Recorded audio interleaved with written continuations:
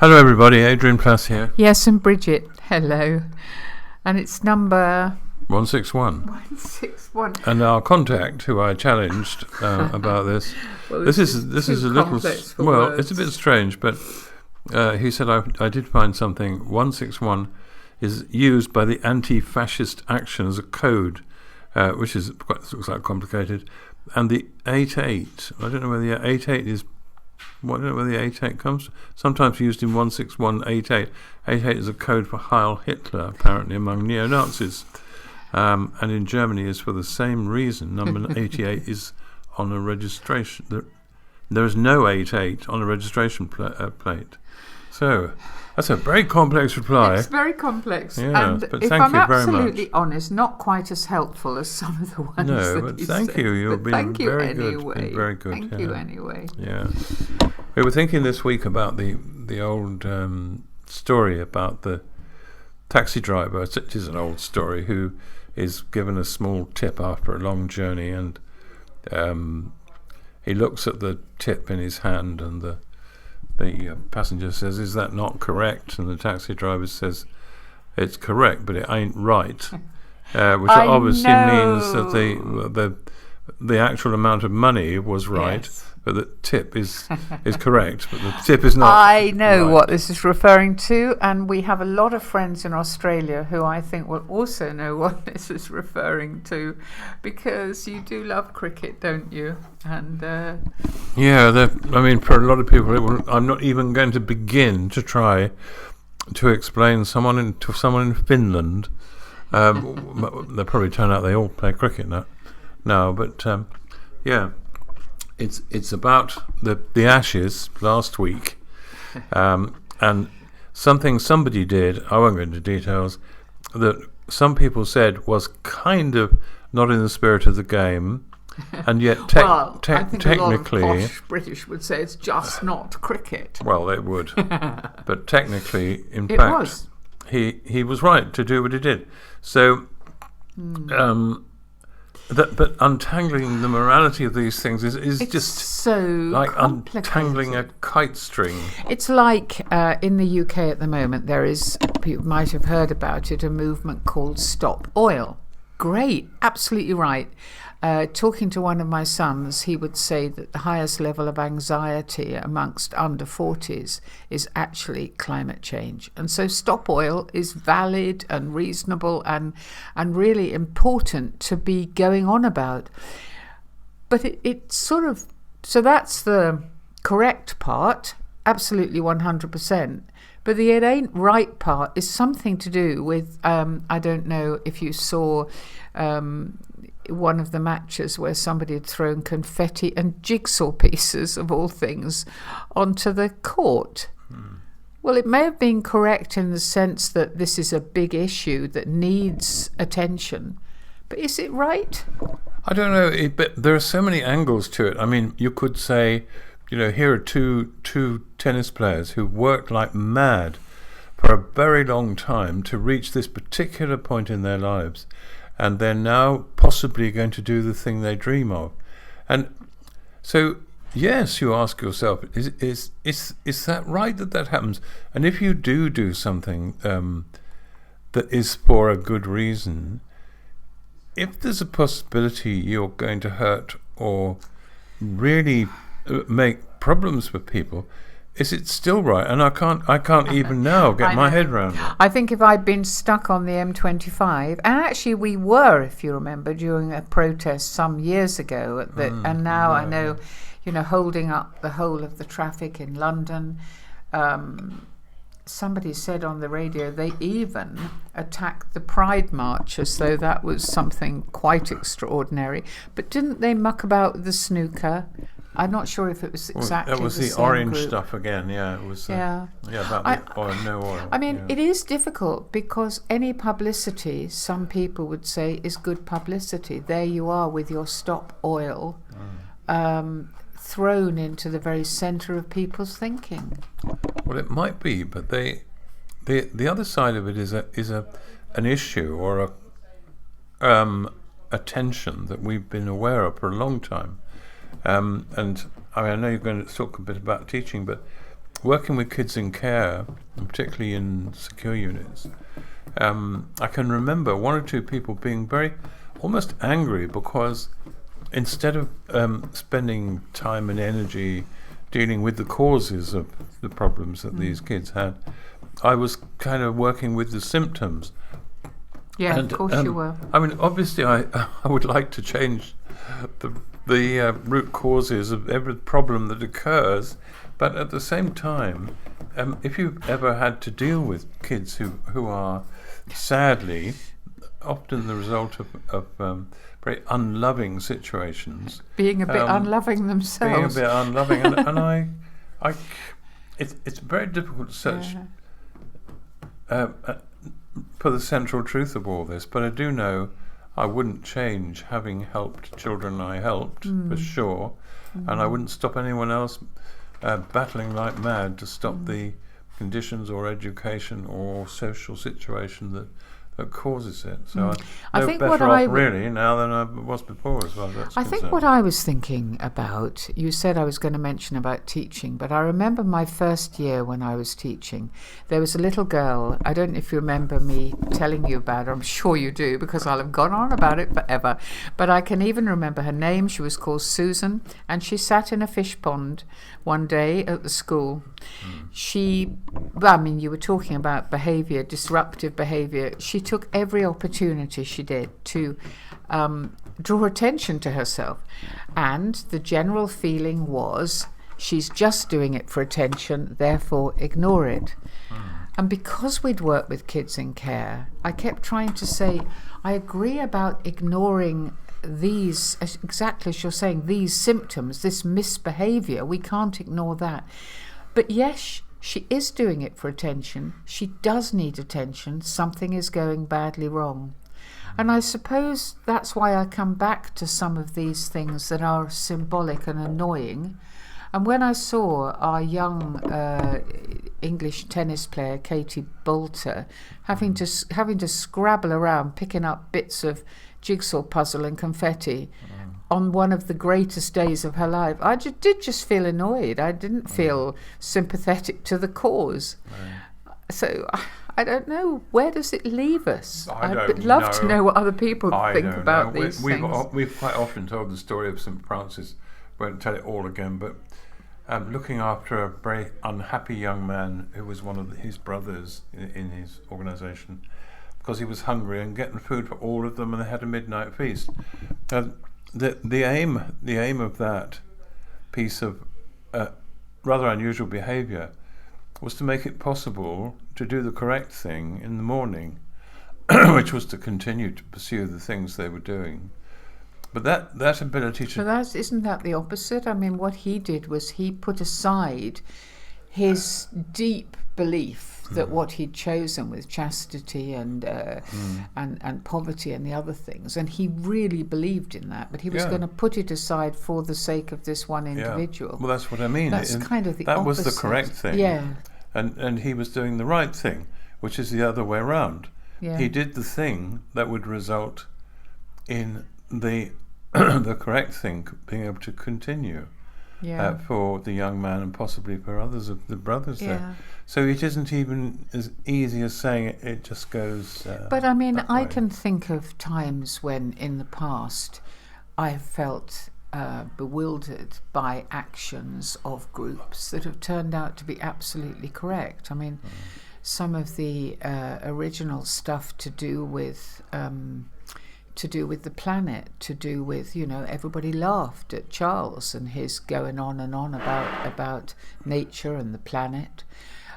We thought people were just kind of hippie and weird because they were concentrating on I don't know, on what you grow and how you grow it. And now it's come to be mainstream thinking. It's crucial thinking. It's crucial. It probably is the overwhelming issue around at the moment, and it needs dealing with. There's no doubt about that. No, I agree with that, of course.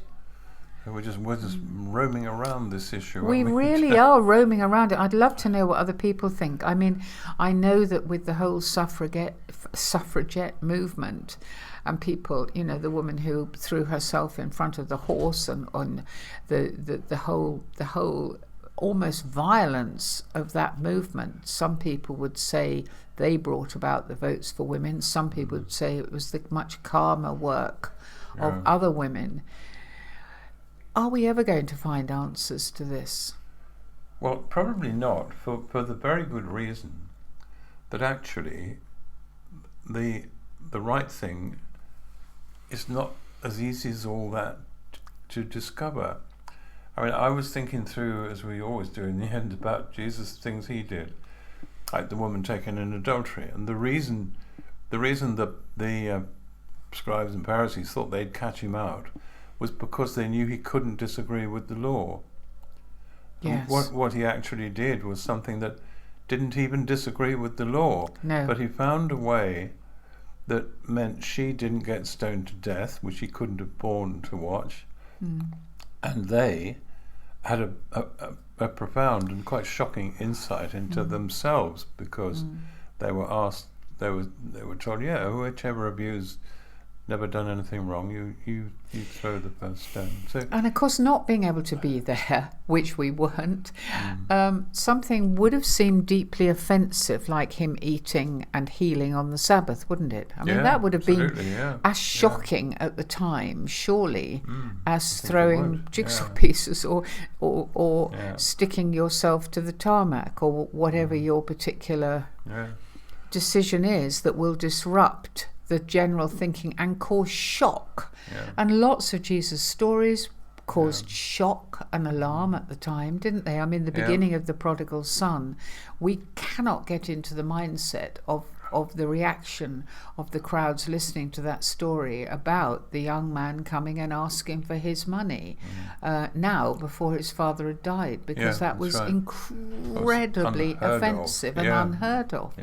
So maybe shock is always important, but I don't know if it is. I think it's something deeper than that. And when one other thing he did was to Jesus Jesus said, "No, don't stop the children coming to me. I want them to come and talk to me." And at that time, women and children tended to be the lesser individuals in the world. That's changed slightly. I'm not even going down that road. Of course it has. I know it has. The reason he did it may have been a combination, who knows, but one, he liked them. He said, if you can't become like one of these, you're going to have a job getting into the kingdom of heaven. Which must have been a bit of a shock as terrible well. Shock, yeah. Somewhat. I don't know how many children he'd known. No, but also when all of his crowd will have grown up believing that it's what you do, it's what you say, it's what you eat, it's what you drink, it's what you do every minute of the day that will get you into heaven. To look at this small child and be told, unless you become like one of these, it was a shock. Yes. Yeah, it was. But every time I read one of these stories or try to think about them, it seems to me that he, anyway, was doing the thing that would have the best possible result. The best possible outcome. Yeah, so that brings us back to the disruption of things that we see as almost holy. I'm thinking cricket. Yeah. But and Wimbledon. Yeah. I mean, those two things, I don't know, but I'm sure that some people would say the snooker championships, that these things are, they are almost sacred, aren't they? The cricket is, yeah. No, but I think Wimbledon, they are world events that people watch. The idea that one person can get through a crowd and can disrupt that. But then someone else is going to say to us, isn't it fantastic that somebody felt passionately enough about the future of the world to do something so visible in such a popular and well publicized area that we're all discussing it and talking about it. And I mean, we know that they will know that their punishment is not going to be being force-fed like the suffragettes, and it's certainly not going to be having their heads cut off or some of the horrendous things that happen when you step out of line in some countries that we know. But even so, maybe there's lots of food for lots of thought. We're doing a thing on Daniel and Joseph this weekend, aren't we? And down at Scargill House. Scargill House. And it's interesting looking at the lives of Daniel and Joseph. I think for me, Daniel in particular, the way in which he hung on to his authenticity as... I think they both do, but They both do, yeah. But when he never let either his own fear, which he experienced a great deal, or the pressure of authority, he never let that make the decision for him. Because the reason that they liked him so much as an exile was that he was straight. He was completely who he was. Yes. And he was authentic. He was never going to deviate from that. Yeah. And therefore, when someone said, "Here's a man who could tell you what your dream means and tell you what the dream is," there was something about him that said, if he can't, he'll say he can't. Yes. Well, he was a very good example of choosing his battle, wasn't he? Because he was. He went along with all sorts of things, learning a new language when he got there, accepting his role. He wasn't sulky and miserable. But there came a point where there was a battle to be fought, and in his case it was over the food that he was being offered, because he knew that it was going against everything that God would want for him. So there is that moment, that sticking point. Well, he was always... He was assertive and never wild and abandoned in his... There is a place for being wild and abandoned. But he didn't put people's backs up, did he? In fact, again and again with both Joseph and Daniel, you find that the people in charge of them liked them. They weren't irritated by them. I don't think the guards were irritated by Daniel. In fact, he's almost in cahoots with him, isn't he, over saying, well, okay, I'll go along with this. You can just eat vegetables for 2 weeks, but you need to look as healthy as if you hadn't, because otherwise I'll be in trouble. Yeah. Which was a very interesting little story just in there itself. There was also a whole cohort of people who had thought themselves very important to the king, who did not like him at all, and were determined to have him. Well, of course, destroyed. Yet I meant the people who knew him. Yeah, people who knew him obviously had huge respect for him. Yeah. And there will be people with huge respect for people brave enough to do something as outrageous as disrupting a major event. Yeah. It's just that it irritated me. Yeah. Yes. But nonetheless, I'm conscious that we all have got to take this so much more seriously, as most of the really young people are. That single thing we do is essential. In terms of our climate, our the world for our children and grandchildren and great-grandchildren and all the rest. And in a way, again, with Daniel and Joseph, that's what they did. They created something that they could stand by, they could be proud of, they could feel. It'd be interesting. I wonder how many people listening to this feel they have that kind of strength within them. I mean, I think for most of my life I haven't had that. Well, I don't think that's quite true. But now, if I have a decision to make, and I any actual major ones at the moment, but quite important ones in day-to-day living, and when I ask myself a question now, I really don't say it's obvious that it's that, or it's obvious I do this, and I am trying to say what will produce the best possible outcome given what I believe. Yeah. And that will be meaningless to people who don't believe in the way I do, but I'm trying, and I think we have to allow our knee-jerk reactions and then look at them You know, I don't think we can say, oh, I shouldn't have felt upset, or I shouldn't have felt angry, or I shouldn't have felt like the crowd did at, I can't remember, was it Lord's? Was it? Whichever one it was. Lord's. No, I'm talking the cricket again. No. But I mean, you know, I think it's all right. You have a knee-jerk reaction. You feel something really strongly that apparently quite a lot of people, including you, did. Yeah. But then you take a step back, and I think that's okay. I think if we stop ourselves from feeling... Oh, no, I don't want to do that. You know, I know if I'd have been stuck on one of these horrendous tailbacks during one of the protests, I would have felt irritated. But after that, you need to allow, I think, what was the best, what is the best, what is the long-term thing we're thinking about. Well, I hope you've all appreciated this incredibly clear and decisive piece of discussion. Oh gosh! I think there is something to be answered about that tension I mentioned earlier. Yes. Between the common good and going back to Jesus, as I always do, the individual. He was always stopping to help people, and when does the end ever justify the means? And I tell you what, there are some visionaries who leave a lot of bodies behind them in the road. And I'm no. Sorry.